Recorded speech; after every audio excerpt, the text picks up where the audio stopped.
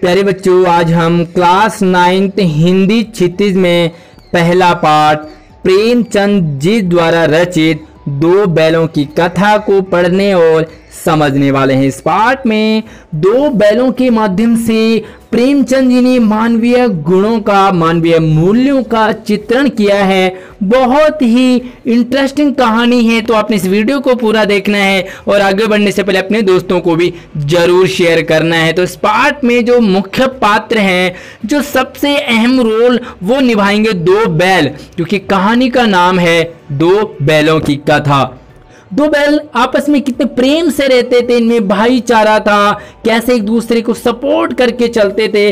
तो यहाँ पर जो बैल हैं उन्हीं से स्टार्ट किया है और कहानी की जो शुरुआत है वो गधे से होती है। गधा जो कि स्वभाव से बड़ा सीधा होता है, बहुत भोला होता है। इसे जितना दो, जितना मारो, जितना पीटो, कभी भी ये दुखी नहीं होता, कभी भी गुस्सा नहीं होता। हाँ, इसमें ऋषि मुनियों के सारे गुण यहाँ पर प्रेमचंद जी ने दिखाए हैं और इंसान फिर भी उसे गधा कहता है, जबकि इसमें ऋषि मुनियों के गुण होते हैं और गधे का छोटा भाई बैल को कहा है। बैल भी गधे की तरह सीधा होता है, लेकिन कई बार वो गुस्से में भी आ जाता है। कई बार उसे सींग चलाते हुए भी देखा गया है, कई बार लात मारते हुए भी देखा गया है। और इस पाठ का जो मुख्य पात्र एक और है, वो है इन दोनों बैलों का जो मालिक है झूरी। तो झूरी के ये दो बैल थे। झूरी में और दोनों बैलों में इतना प्रेम था, जैसे कि दोनों बैल झूरी के अपने बेटे हों, अपने बच्चे हों, अपने भाई हों। दोनों बैल भी झूरी को, अपने मालिक को इतना प्रेम करते थे और दोनों में काफी तालमेल, प्यार, प्रेम था। इन दोनों में, झूरी में और दोनों बैलों में बहुत प्रेम करता था झूरी दोनों बैलों को, और दोनों बैल भी झूरी को बहुत प्रेम करते थे।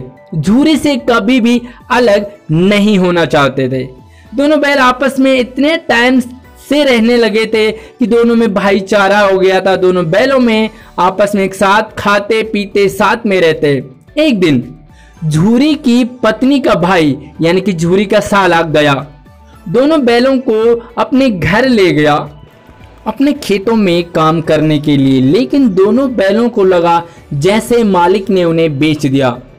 वहां दोनों बैलों से जमकर काम लिया गया और उन्हें खाने को रूखा सूखा दिया गया। इस बात से परेशान होकर दोनों बैल अपने मालिक के पास वापस वहां से भाग कर आ गए।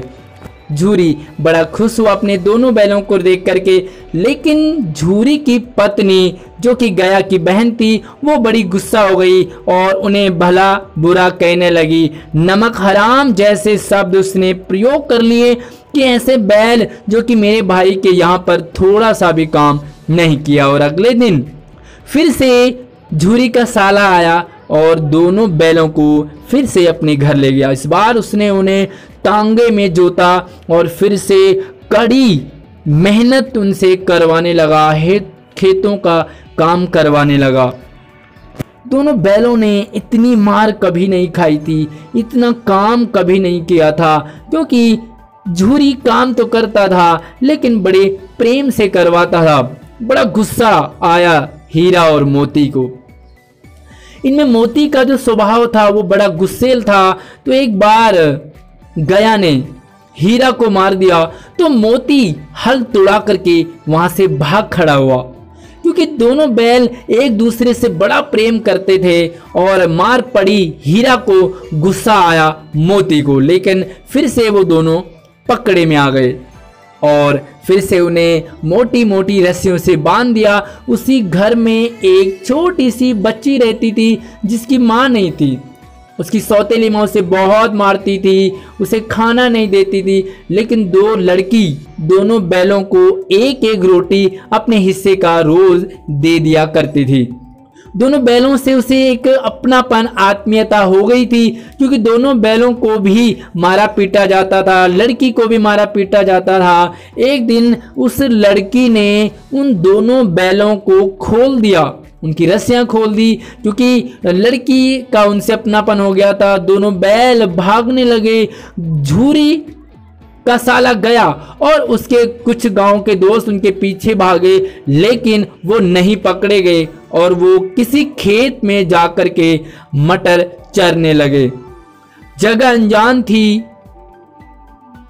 मटर हरी हरी थी, भूख भी लगी थी, तो दोनों चरने लगे। इसी दौरान मटर खाते खाते ही उनका मुकाबला एक सांड से होता है, जो कि सांड वहां उनसे आता है और लड़ने बैठता है। दोनों बैलों ने मिलकर के प्लानिंग के साथ सांड को मार भगाया और इसी दौरान जो खेत का मालिक था वो वहां पर आ गया और यहाँ पर जो मोती है वो खेत के अंदर था, हीरा बाहर था, लेकिन दोनों ने दोस्ती निभाई और दोनों पकड़े में आ गए। हीरा चाहता तो भाग सकता था, लेकिन वो अपने दोस्त के लिए खुद भी कैद हो गया और उन दोनों बैलों को कांजी हाउस में बंद कर दिया गया। कांजी हाउस जहां पर कि जानवरों को, जंगली जानवरों को जो कि घर से भाग जाते हैं, जो चर जाते हैं, उन्हें कैद कर लिया जाता है और यहाँ पर उनके मालिक से हर्जाना वसूला जाता है। साथ ही जब तक उनका मालिक उन्हें छुड़वा नहीं लेता वो यहीं पर कैद होते थे और उसके बाद उन्हें वहाँ से बेच दिया जाता था। रोज कांजी हाउस में जानवरों की हाजिरी लगती थी, उनके लिए कितने नए जानवर आए, कितने पुराने हुए, सारा हिसाब किताब रखा जाता था, कितने नए आए, कितने पुराने हैं। साथ में वहाँ पर बहुत सारे जानवर थे, गधे थे, घोड़े थे, बैल थे, बकरियाँ थी, सभी को वहाँ पर कैद करा था और खाने को उन्हें कुछ भी नहीं मिलता था। ये सब कुछ देख करके हीरा और मोती ने तुड़वा दिया वहां से और सारे जानवरों को भगा दिया। इतने में कांजी हाउस का मालिक आता है और सारा हाल जानते हुए वह मोती और हीरा को जमकर डंडे बरसाता है।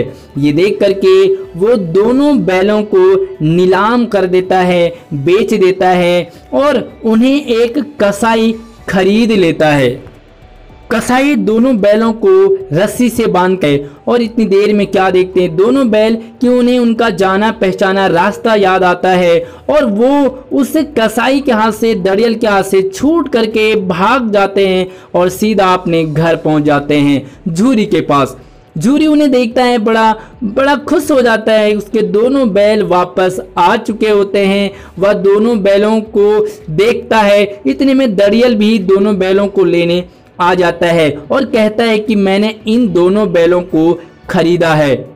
झूरी कई बार समझाता है कि ये मेरे बैल हैं, लेकिन दड़ियल नहीं मानता। इतने में मोती दड़ियल पर सींग चलाता है और उसे दूर तक भगा ले आता है, उसे मारने दौड़ता है, क्योंकि झूरी ने बार बार समझाया लेकिन दड़ियल नहीं मानता। इतनी देर में झूरी की पत्नी भी आती है और वह दोनों बैलों के सामने हरा चारा घास डाल देती है और दोनों बैलों के माथे चूम लेती है। तो ये है आज का पाठ आपके लिए। तो कैसी लगी आपको ये वीडियो मुझे कमेंट करके बताना। वीडियो को लाइक करके शेयर कीजिए अपने सभी दोस्तों को। धन्यवाद।